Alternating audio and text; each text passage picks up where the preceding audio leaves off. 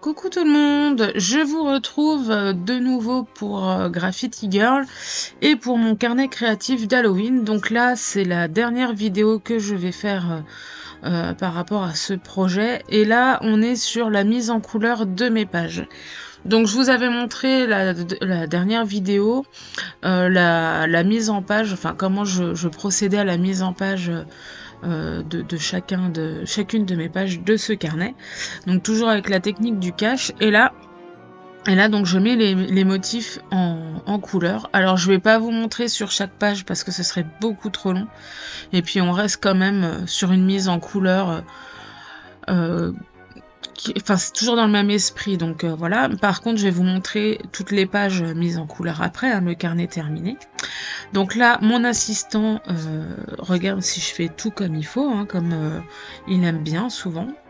Alors pour ce carnet, enfin pour cette mise en couleur, pour tout le carnet d'ailleurs, j'ai quand même un petit souci, entre guillemets, un petit souci. Donc là, je suis quand même sur un bon papier aquarelle, encore une fois. Là, je suis encore sur le 100% coton. Non, je dis des conneries.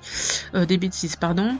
Je suis sur un papier 25% coton, Winsor & Newton, et puis le reste en cellulose. Mais, donc c'est du 300 grammes. On est sur des pages recto-verso, et il y a quand même une problématique, c'est que j'ai déjà teinté mes feuilles, donc elles ont déjà été imbibées d'eau, et pas qu'un peu pour le coup, puisque là, au moment où j'ai préparé mon carnet, si vous avez vu la vidéo où je construis mon carnet, toutes mes pages sont teintées recto verso avec un mélange de thé, de thé et de bruchot marron, pour avoir cet aspect un peu vieilli que je voulais donner pour que ça ait l'apparence d'un vieux carnet. Et donc il y a déjà beaucoup d'eau sur chaque page. Elles sont recto verso. Donc là, pour la mise en couleur, il faut que je fasse quand même très attention à pas trop mettre d'eau. Donc c'est quand même assez difficile. Parce que moi d'habitude j'aime bien y aller tranquillement. J'y vais par étapes. Donc là je vais être un peu obligée d'accélérer le processus, de pas y aller aussi doucement, parce que j'ai cette contrainte là. Cette première contrainte là, j'en ai quand même une deuxième aussi, c'est les tamponnages. J'ai fait des fonds colorés, des fonds n'importe quoi. J'ai utilisé le tampon manuscrit à plusieurs reprises, notamment, mais pas que celui-là, mais quand même beaucoup, avec de la Versafine claire couleur sable. Quand je passe de l'eau dessus aquarellée, c'est pas que ça bave, mais en séchant ça va, ça se voit moins, mais quand j'ai passé la couleur dessus, ça faisait un peu épaissir les traits, ça faisait un peu baver, donc j'ai double contrainte là-dessus. Bon on découvre, mais ça me paraissait logique aussi, puisque le papier a été quand même bien imbibé au départ, donc voilà. Donc après, rien de compliqué dans la mise en couleur, je fais quand même à peu près comme d'habitude. Là en plus sur le verso de cette page là on a un papier, donc bon, à la limite je suis moins gênée. Je l'ai vu sur une mise en couleur que j'ai fait hors caméra, en regardant, j'avais fait le recto, donc mise en couleur recto, j'ai fait la mise en couleur au verso, et là j'ai vu qu'il y avait des petits soucis. Voilà, le papier a beau être épais, ça a un petit peu transpercé, donc bon, j'ai dû ficher un petit peu après, mais ça s'est bien fait, mais quand même, ça aurait pu être un peu embêtant, arriver à la fin de mon carnet, de me planter un petit peu, pour un truc, voilà. Bon, après, rien de particulier, on reste sur des couleurs d'Halloween. Bon, les citrouilles, c'est orange.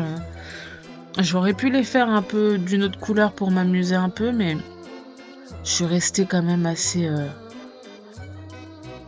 assez logique sur ma mise en couleur. Donc voilà, rien de nouveau, rien de particulier, hein. Je peux pas vous dire plus de choses que ça. Donc là, ce qui est bien par contre, c'est que tout mon carnet était fait. Et j'ai quand même la meilleure partie à la fin, c'est de tout mettre en couleur. Donc ça, c'est quand même assez sympa. Là, j'ai pu faire ça sur plusieurs soirées où ouais, j'ai dû passer 2-3 soirées à tout mettre en couleur. Puisque la mise en page était déjà faite. Voilà, c'est du coup c'est tranquille. Enfin là c'est ce que je vous dis dans d'autres vidéos avec la technique du cache, on peut tout préparer, tout est mis en page. Il y a la réflexion, elle est déjà faite. Donc là, on a vraiment, c'est que le plaisir de mettre en couleur et du coup c'est ce que j'aime bien. Je trouve que ça me permet de moins me prendre la tête, je trouve.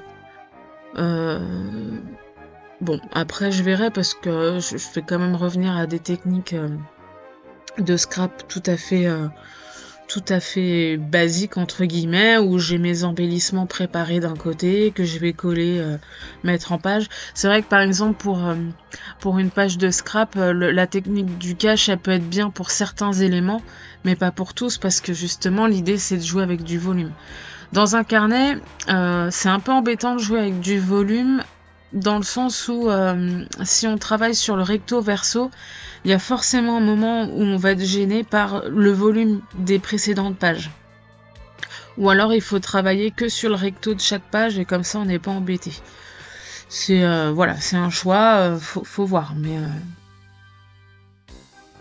mais voilà, c'est les deux sont bien aussi, hein, y a pas, enfin franchement, ça c'est là j'ai cette période où j'aime bien la technique du cache, peut-être qu'à un moment donné j'en aurais marre et je voudrais faire autrement, donc c'est voilà, on a nos périodes comme ça. Bon, sinon pour en revenir un petit peu à ce que je suis en train de faire, là je vais vous montrer la mise en couleur de la double page, même si elles sont pas face à face dans mon carnet, mais c'est pas grave, j'ai fait les 2 pages quand même. Donc on reste sur des couleurs chaudes, orange, du brun, des petits dégradés. J'allais dire, je suis moins dans les détails que la plupart de mes mises en couleur, mais quand même un peu, puisque là on voit bien sur la citrouille, notamment celle que je suis en train de faire. Bon voilà, je veux quand même qu'il y ait un peu de profondeur, je veux quand même qu'il y ait du volume, donc si, je suis quand même dans le détail.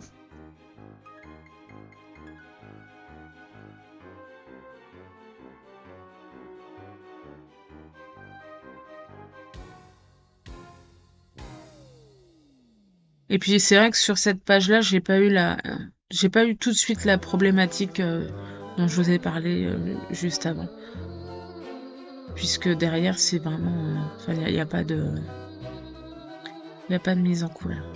Là, c'est vrai que je travaille sur un papier déjà gorgé d'eau, enfin qui a été gorgé d'eau, mais je retravaille que sur une face. Alors que sur d'autres pages, je suis recto verso, c'est là que c'est un peu plus embêtant.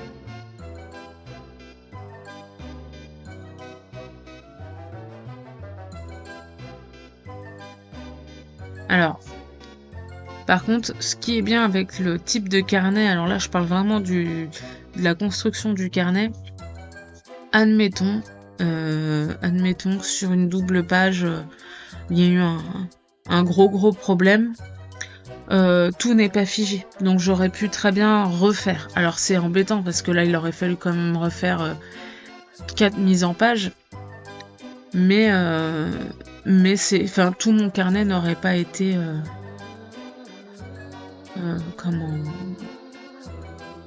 raté quoi. Enfin c'est vrai que j'aime bien les carnets, j'aime bien le côté support qu'on peut transporter partout. Mais c'est vrai que ce qui peut être un peu embêtant, c'est que voilà, s'il y a une page qui nous plaît pas, on peut ne plus avoir envie de retravailler sur le carnet à cause de ça. Enfin, c'est un peu bête, hein, parce que bon bah voilà, rater une page, c'est pas dramatique, mais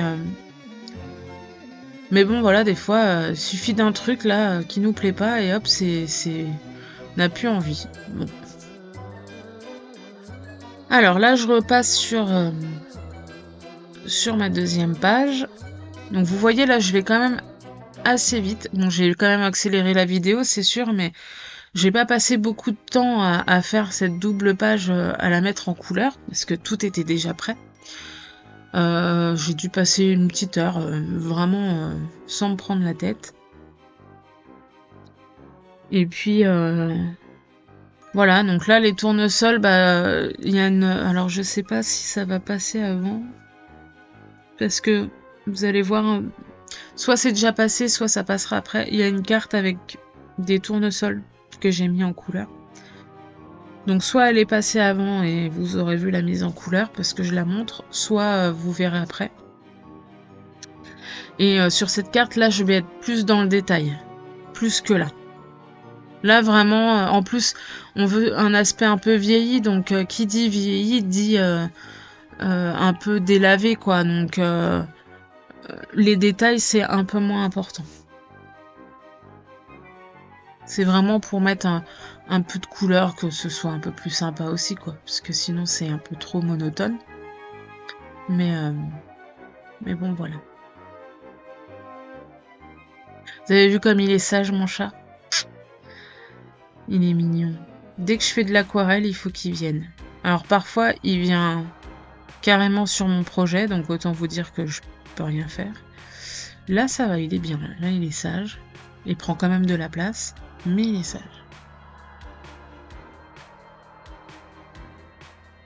Mais pour l'instant, il veut pas attraper mes pinceaux. Parce que je pense que Alors, c'est des pinceaux Raphaël que j'utilise. Donc, il me semble que c'est avec des poils d'animaux. Et ils doivent avoir une odeur vraiment particulière parce que ça l'attire beaucoup, beaucoup. Et l'aquarelle aussi doit avoir une odeur particulière parce qu'à chaque fois, il met le nez dedans.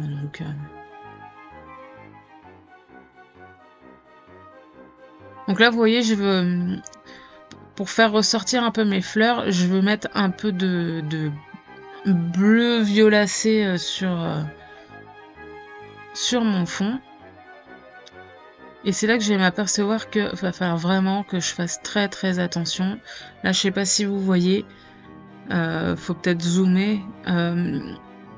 Donc j'avais utilisé le tampon manuscrit là, comme je vous ai dit tout à l'heure, et on les voit apparaître et ça donne vraiment cet aspect un peu pâteux sur...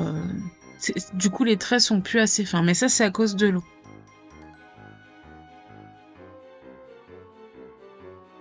Alors, en séchant, ça paraît un peu quand même, c'est mieux.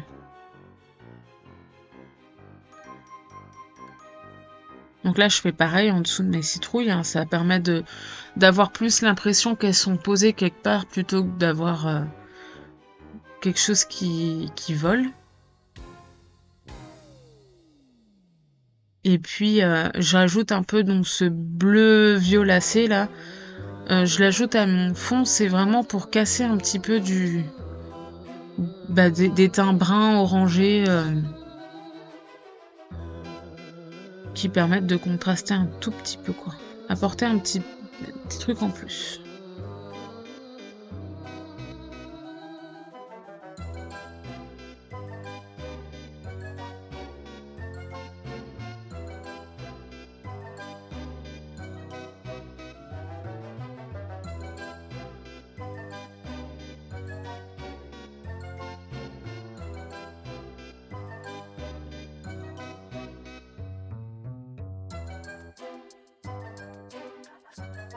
Donc voilà, là je pense que j'ai terminé ma double page. Donc vous voyez, j'ai vraiment fait ça assez vite.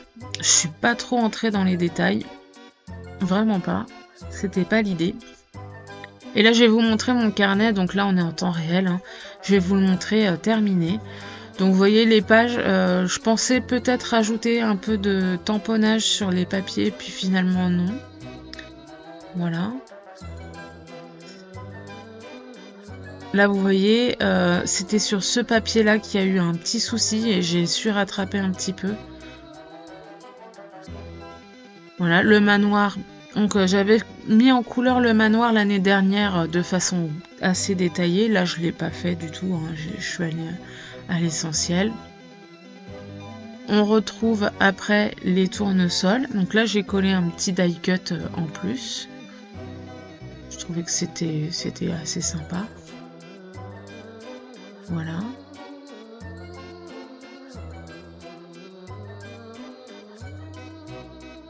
Donc c'est voilà, un petit carnet sympa d'Halloween. C'est aussi pour parfois on n'a pas les photos pour Halloween. Bon, bah, mes enfants commencent à être grands, donc ils se déguisent pas forcément. Là voilà, j'ai fait la mise en couleur de la mort. Donc pareil, jouer avec les ombres et les lumières pour donner du volume. Là on a une page un peu plus sympa, un peu plus drôle. Donc j'ai mélangé les collections d'automne et d'Halloween aussi, hein. J'ai repris aussi des choses de l'année dernière. Voilà. Et on reste sur au niveau des couleurs, j'ai essayé d'utiliser les mêmes couleurs partout, histoire d'avoir une harmonie sur l'ensemble du carnet. Donc voilà mon petit carnet créatif terminé. J'espère que ça vous a plu et je vous redis à bientôt. Bye bye.